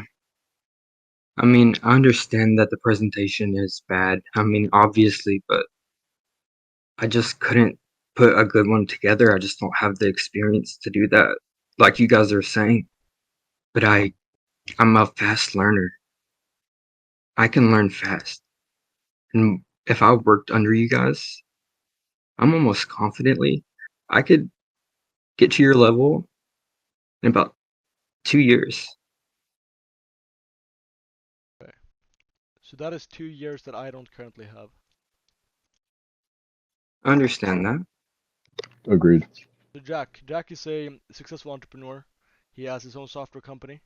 Jack runs the Instagram page with 700,000 followers. Jack, I see you requested to speak. Do you have anything you want to speak to our good friend Russell here about? Mm, I would say fake it till you make it. I mean, if you're wanting complete, transparent feedback, which I think, in my experience has been the best because I don't want a bunch of yes people telling me what I'm doing because then I'll never actually improve. Um, Right, I saw black text on a dark screen, so I was just reading exactly what you were saying. Um, right, versus I'd rather you have to show me like what is like I didn't even know what you were pitching until someone else in the chat said, "Oh, it's a Minecraft server." So, right. I mean, you have to clearly determine what are you seeking investment for? What are you seeking to achieve from this presentation? And I didn't see that at all. Okay. From Yeah. someone who's I, investing in someone, like, why should I? Like, your first thing was, I have 3 days of market experience. Okay, well, that yeah. just immediately tells me you haven't done enough research. You haven't done the due diligence for me. Like, any of us could have 3 days of market experience. So that doesn't tell me that you're qualified to be speaking about something I should be investing in. That doesn't give me the trust that I should give. I mean, trust is earned, um, and I wouldn't want to trust someone with my money, my investment money, on something that they don't even know how to execute on it. I don't see a plan. I see an idea, if that makes sense. It's a great idea. I think I've played Roblox for geez, I've had an account since 2010. I've seen blocks fruits grow. There is a market. I can see blocks fruits being a thing on Minecraft, but as of right now, you just have an idea. You don't actually have a business plan or anything really. Yes. You're right. And I want to say thank you for the opportunity today. Regardless of the outcome, I am grateful. So thank you. Yeah, thank you, Russell. You had a good idea. You lacked the execution and everything. But what I do think you gained today was a lot of, confidence in being able to pitch your idea. And hopefully you take this to heart and you can make this very big. But as of now, my Yep. capital wouldn't really be too safe with you because you don't have a solid plan yet. When you do, you will gladly be welcome to pitch it, maybe during the next year's TPG Paradiseship competition. Mm. Okay. And of course, if something comes up along the way, if you really put in, I don't know, let's say 2, 3 weeks, maybe 3 months of hard work, hard effort, doing thorough research, coming up with a structured plan. And I'm not saying like, a little PowerPoint presentation because this was that opportunity. I'm talking about a full-on PDF file where you would pitch it to us as if we were the actual Shark Tank, which is what we were expecting.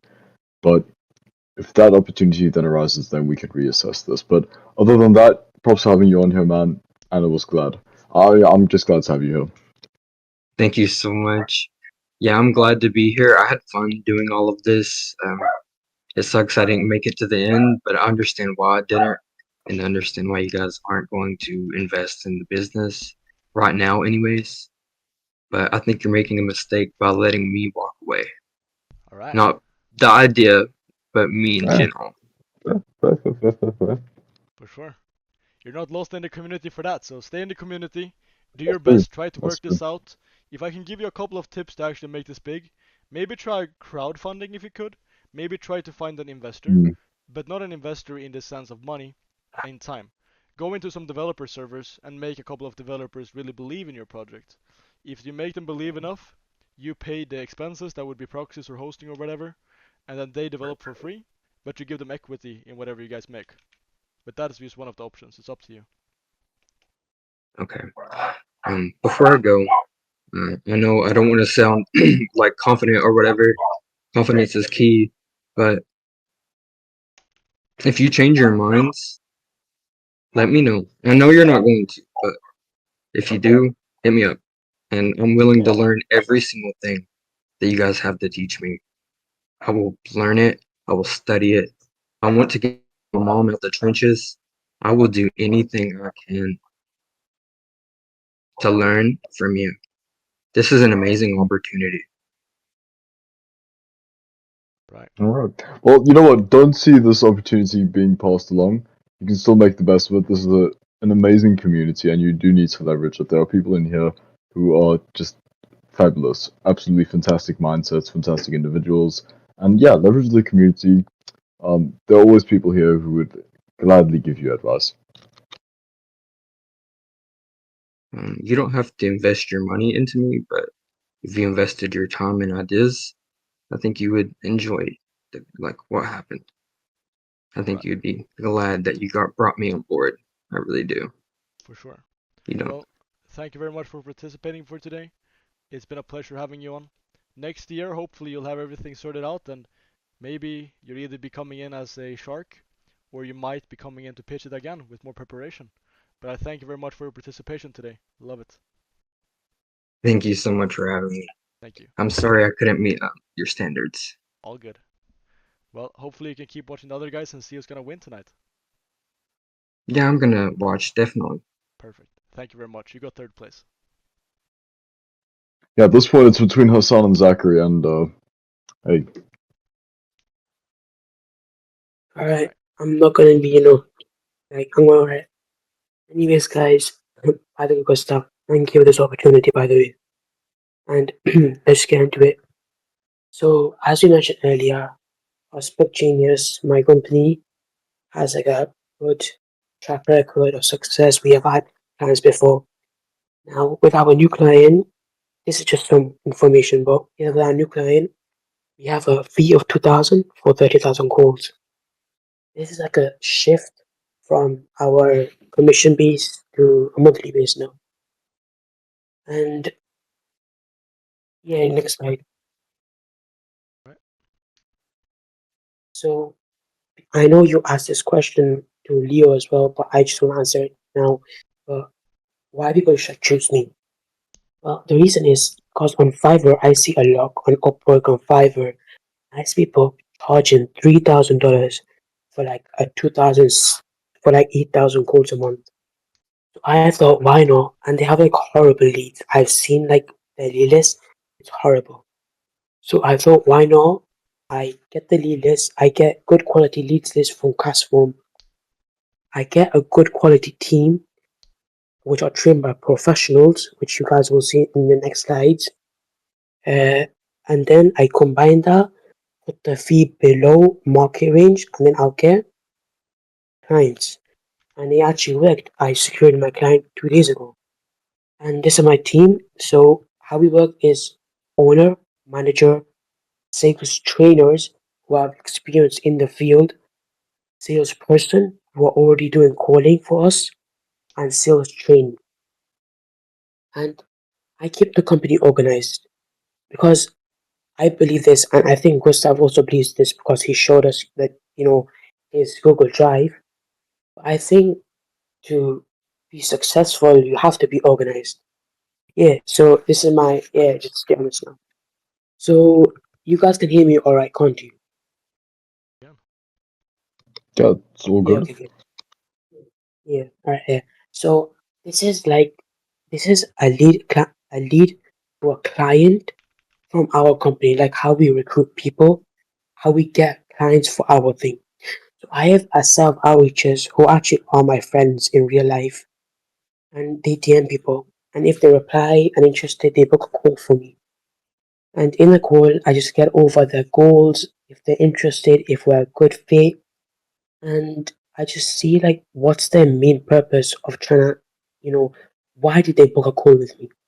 And I close them, and we sign a contract for 1 month because I give them like a trial, like they do pay that month. I give them a trial, like it's a 1 month contract in which where it will say that like we'll set up systems and we'll do the calling and all that. And if they don't like it at the end of the month, they can cancel the service as they like. And then it takes us 1 to 2 weeks to build our systems and build our scripts and actually like buy the leads for the whole month. Then after the 2 weeks, you start calling. Next. All right, thanks. And for clients, it's a bit different. So I'm gonna make a lead list at the start of the month, 30,000 people from Castform, of course. And the salesperson who is trained, of course, will call them up and they'll use a script. My professionals actually teach them that don't just go by the script, go by like be human. Don't sound like an AI. So if the person seems interested, then we take the email to book a call, and it and this varies between client. But some clients want us to book a call for them, like book a meeting for them, and some clients want us to close them as well. So if they want to me to close them, then I personally close them. And I have had some success with closing clients for other clients. And if I close the client, then I pass on the lead or the client's client, if that makes sense, the details onto our client. And next, Gustav. Yeah, so contracts. Okay, I personally think contracts are really good, and you should like have a lawyer for them if you have the money, of course. And this is like in the investment that you guys give. Hopefully, uh, I will invest into a lawyer as well. So the lawyer will create a contract, but and it will be like with all legalities, like with the person's stay, with like where the client lives and all. And yeah, Gustav, can you go on the next one? Now, investment. Now, the next few slides, they will be about how I'll invest the money that I get. So, yeah, and with like our sales team, lead generation team, Gustav, next, please. All right, so first of all, I think this is the most important bit because lead generation is like the soul of every business. If you don't have good leads, then your business is fucked, to be honest. So with our, investment and access to Castform, we have like a deal and all that. Hopefully, we'll be, changing the way we get leads. Because I did say in my bit pitch that before we had like a team of lead generation, but now we have changed, transformed actually from manual getting leads to get Castform. And this will increase because we will get high quality leads, and this will drive high conversion rates and ROI for our clients. And our excellence is a stop there. We understand that the success in the sales industry is not just about the quantity; it's about the quality. So we will get that with custom, of course. Next, Krista, please. Now, the sales team. These are the main people. The lead generation. They're important. But if you have good leads, and like Gustav said, if you have good leads, you can have a shit business, shit leads, but if your person can sell, you have a good business. If you're a salesperson, of course. But our commitment to excellence doesn't stop there. So with our sales team, yeah. So with our sales team, I got that wrong yet. But with our sales team, we will be investing in uh, US phone numbers for my team. We will be investing in quality leads, of course, and we'll also be investing in more high-end professionals who have years of experience, so we can get uh, better sales people. Next, Gustav. All right, so we have systems. All right, this one's a bit short one, but this is like systems for my company. For like because having a Discord server, it's not that good to be honest. So we won't just improving our departments, but we're also going to be you know improving our systems in the company. Back, Gustav.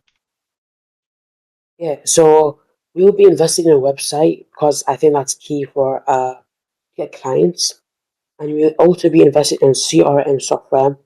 So the team we can track each other's progress, we can have calls and all. All right, next please. And this is the conclusion. And to be honest, I want you guys to invest. If you guys don't invest in me, I can make things work, but it will be a pleasure, because I got that team. I know both of you. It's been like what 6 months, and it would just be a pleasure for you to invest in me, in my business. And don't worry, none of your investment will go in my pocket. Everything will be reinvested into the company. All right, yeah, guys, that's about it. And Timon got that question. Be harsh. All Right. right. Well, Timon, do you want to absolute Let's horrible go. presentation. Yeah, The visuals were absolutely horrendous. But listen, I do want to tell you something, Hassan.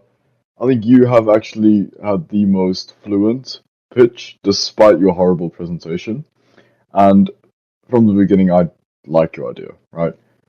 The similarities that it has to TCC, I do like that. And it stands out to me because we know how easy it is to make something like that successful. We do know about the scalability potential in something like that. All of these good things being said, right? Positives to the side. With our Negatives. help, yeah, let's get to the negatives. With our help, right? Our resources, our network, capital, volume and workforce, everything that you could possibly think of. Yes, of course.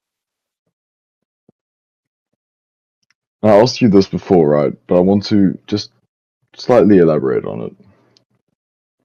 How are you going to ensure sustainability among, and I want a better answer than before, how are you going to ensure sustainability among your workforce as well as your clients? Because, with all honesty, Okay. that is where we hit a roadblock. That is where we hit a roadblock, where clients were upset because our workforce was upset. How are you going to fix that if the problem Yeah, were to arise? mhm. So I'll just get this to the side. I'll say what I said before, and then I'll go more in depth. I'll keep some people out if with the company as it expands. But I agree with it, like getting happy clients and happy workers. So with the workers, I've actually seen a trend. Like with my other, I had an AI automation agency which didn't work out. But I've seen something. If you don't check up on them, they'll stop working. If you don't give them the spike of motivation, they'll stop working. Because to be honest, not everyone has discipline. Now, every day I have team calls. Every day I DM them privately and I say, "Oh, how's your calls doing? How many calls did you do today?" And with clients, I always have a daily meeting as well. So I have a daily meeting and then I update them on how many calls were made that day, how many replies, how many people were interested. So the clients were happy with that.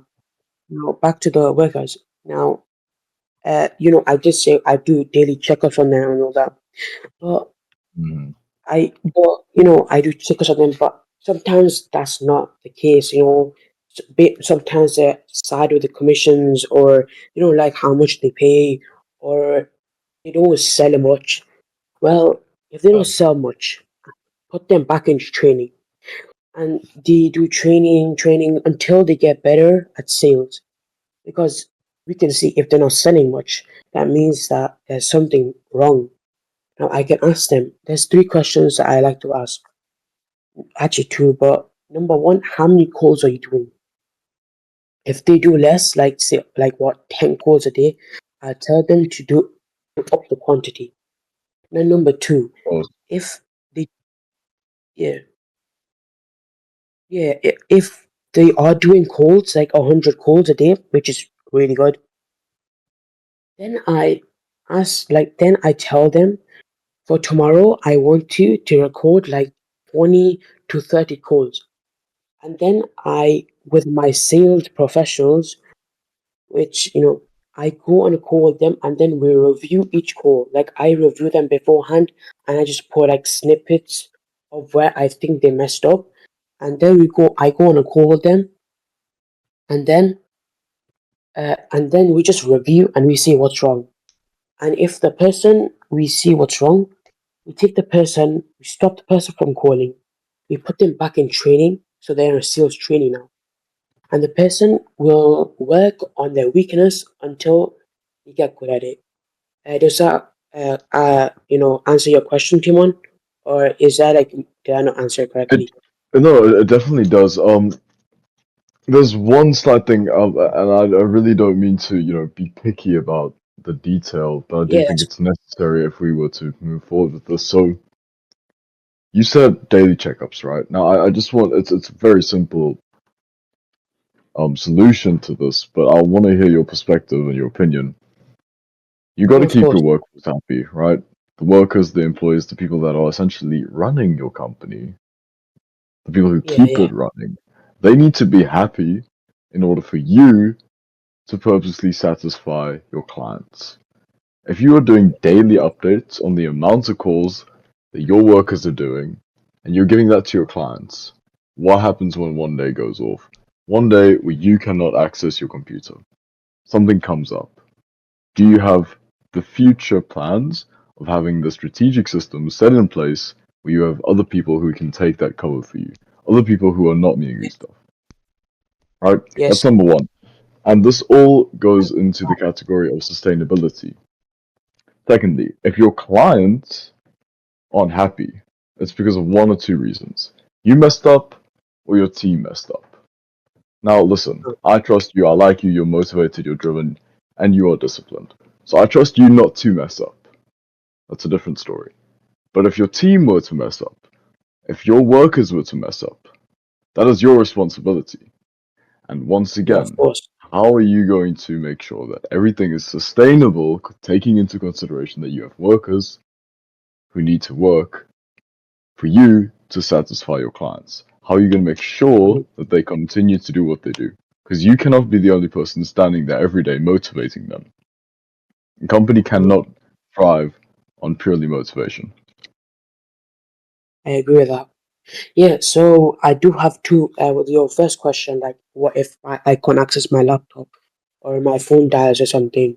And I actually do have a manager. I have two managers actually, and one of the managers they have a responsibility. If I don't show up at the time that we have the meeting, they'll take the meeting in because the daily checkups. They do the daily checkups as well. So when I DM our workers, he DMs our workers too, and then he gets the data as well. I have the data as well. And at the time, if I don't show up, he will show up. I mainly show up, but him. Alright, so the And time is being an issue what? right now, so I gotta get over to the next question. Already And we need and we midnight. need Yeah, and we need quick answers for this because time is really running away. So the first question I have right yeah, now man. is this: You, I'm a numbers guy. I like to know how much businesses are making. I like to know what I could be projecting. How long have you been in business Mhm. for? How much money have you made this month? Short This answer. with the all right, yeah. So with this business, this month I've made 2,000 with the deal I did 2 days ago, and I have give all the commissions away. With I made around. Hold on, give me a second. I need to calculate this.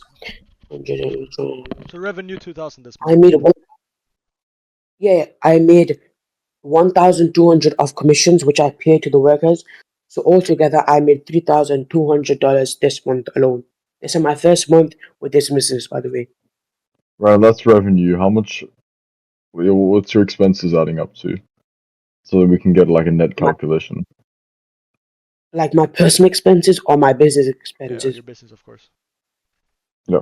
Yeah, of course. My everything to be honest, because I with 1,200 I paid like 1,000 to the workers. 200 I kept to myself, which I reinvested into the business with a new sales professional. And uh, the deal that I closed 2 days ago, I still have the money. I have $1,000 for cash form. I have kept $500 for commissions paid because the client only wants 5 clients for this month. So $100 for each client closed and 300 for my outreacher. I know that's a lot because it's my friend and he needed a plane ticket. And then I had 200 left, and 200 will still reinvest back into the business into one of the sales professionals. So yeah, that's So your all of my profit money is goes zero back. dollars. I mean, no, I could take like those $200 and $200, but I just reinvest everything No, back to the business. So it's essentially, it's if you're reinvesting it, then you're not at a profit. You're basically you're a startup, so you're pretty much putting all your money back into the business, Yes, which I think is great. and I got nothing to like. I have no expensive myself in my personal life, so I just reinvest it back in. one Okay, thing I like to see gotcha. in starters, which I like to see always, is that have you put in any of your own capital into this? Have you put any money of your own into this that isn't like just profit? Yes, yeah. So I actually got like 2,000. I saved this up for like 3, 4 months.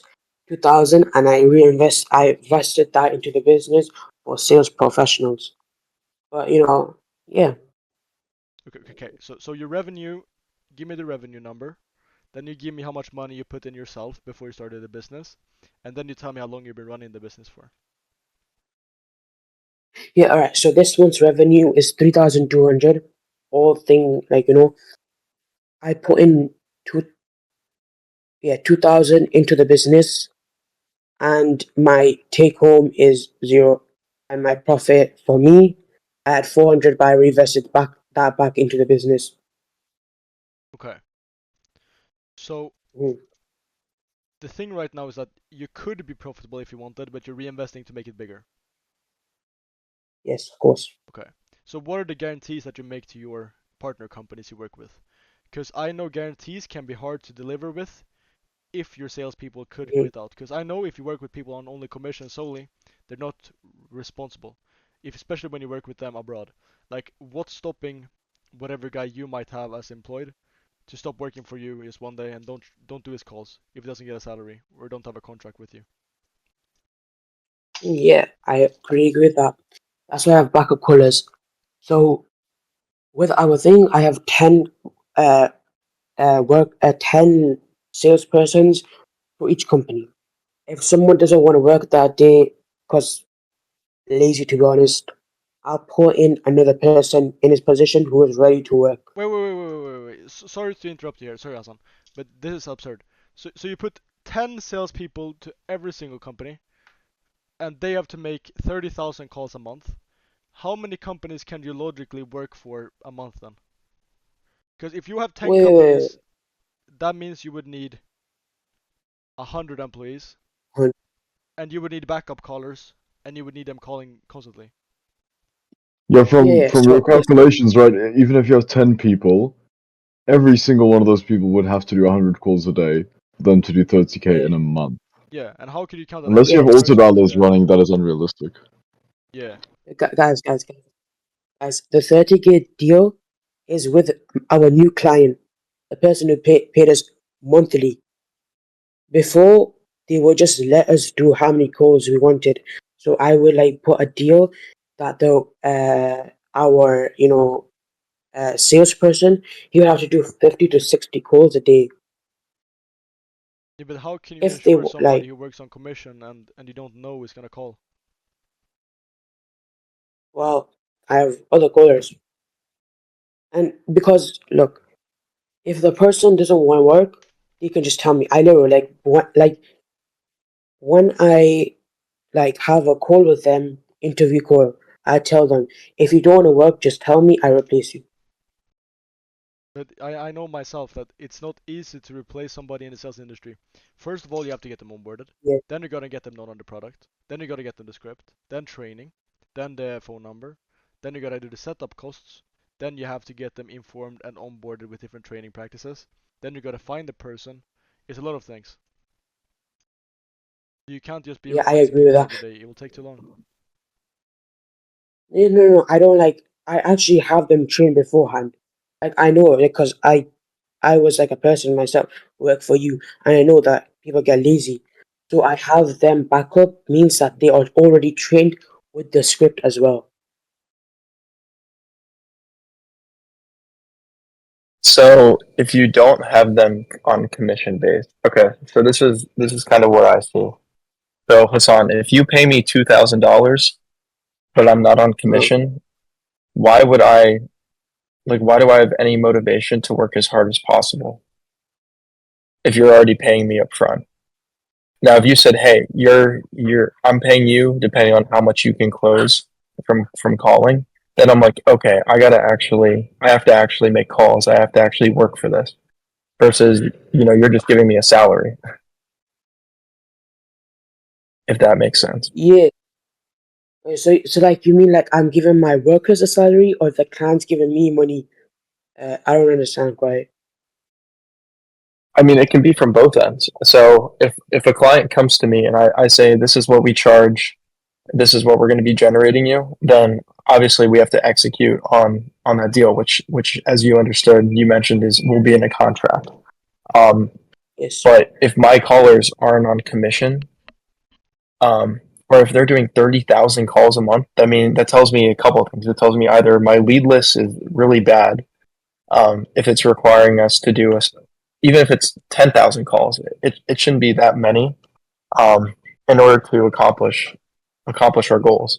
If and if my callers are not motivated to be hustlers, since that's what they have to do. They have to call nonstop. They have to go through constant rejection over and over and over. And if they have no motivation to keep going because they're like, "Hey, I already got paid. I don't need to try. Like, it's not going to make a difference whether I make 10 more calls or 100 more calls. I already got my money." So I think that's why, Yeah, I kind of look at that. yeah, yeah, I actually agree with you on that. But the thing is, I already thought of that. Basically, I'm expanding the company right now to as many people I can as commission. Now, at a certain stage, at 6 months, which I think is the best time, I'm actually gonna cut the team off of people who don't make calls. And the people who do make calls, who are actually motivated, who get the calls in every day. If I ask for 100 calls a day, they do 100 calls a day. I'll keep them as salary. And in the first month, every day I'll monitor the calls. If I don't see results, then they're getting kicked out. Why would you pay them a salary versus a commission? What's your reasoning? Because people want that, to be honest. Because in the interview calls, they want is a salary or a commission.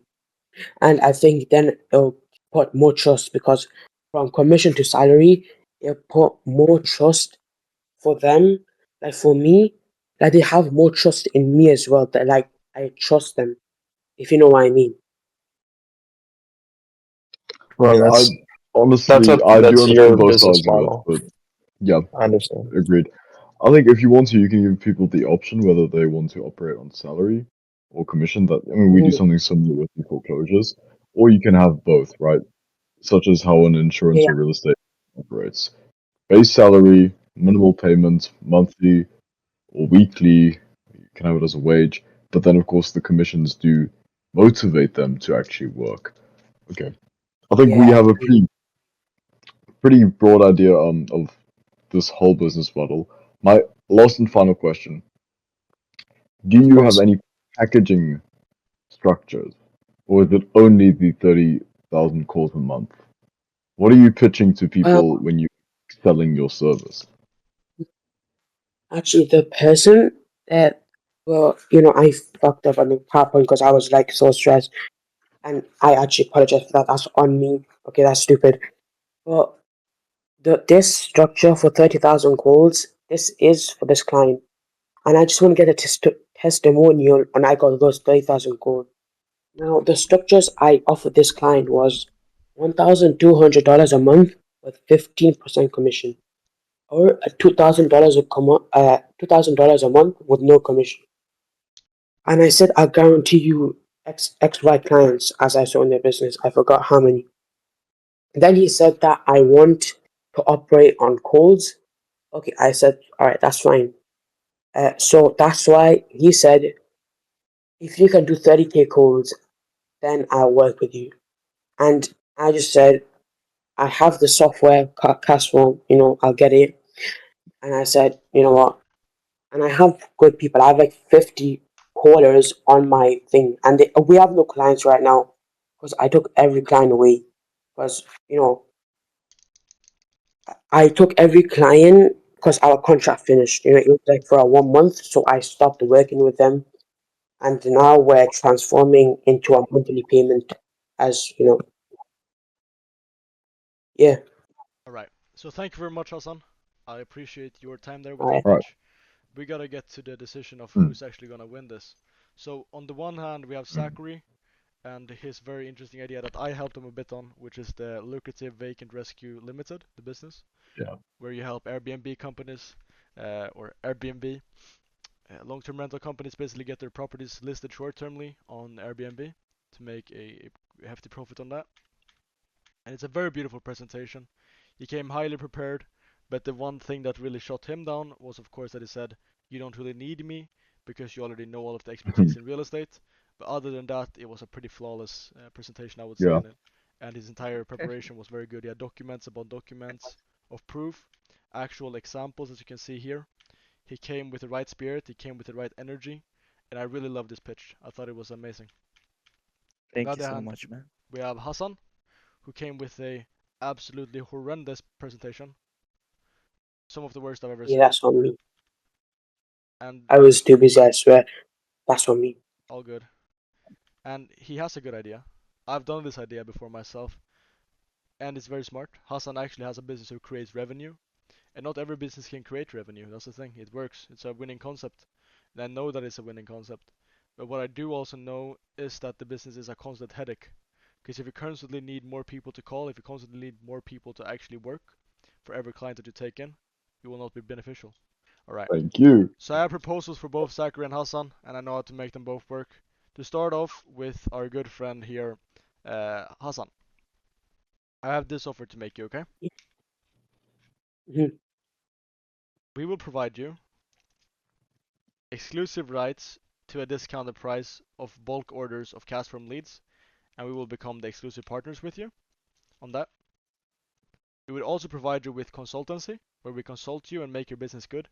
We implement all the systems we implemented on our business to make it good, and we help you each month a couple of hours to actually implement the systems into your business and make it actually go good. We take an overlook about what you're doing right now, how you are progressing, how you can be doing better, everything about the business. You know, those simple gigs to make it actually effective.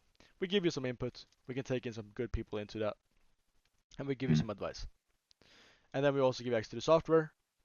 And that is the first thing I like to offer. How does that sound for you? Does that sound good? And I'm going to tell you what the catch is, okay? Yeah, that sounds good. That is very important for you, right? Like how to make it as successful as we had our business be before, Mm. or Yeah, more. of course. All I right. mean, So for that, all I would want is barely anything. I would just want 10%, and that is not of equity. That's equity. not equity. No, I don't want any equity. That would be of total revenue each month. So when you get like, let's say you sign a contract for $2,000, all you do is just pay me my 200 buck cut, and then you're done. Mm-hmm. That's it.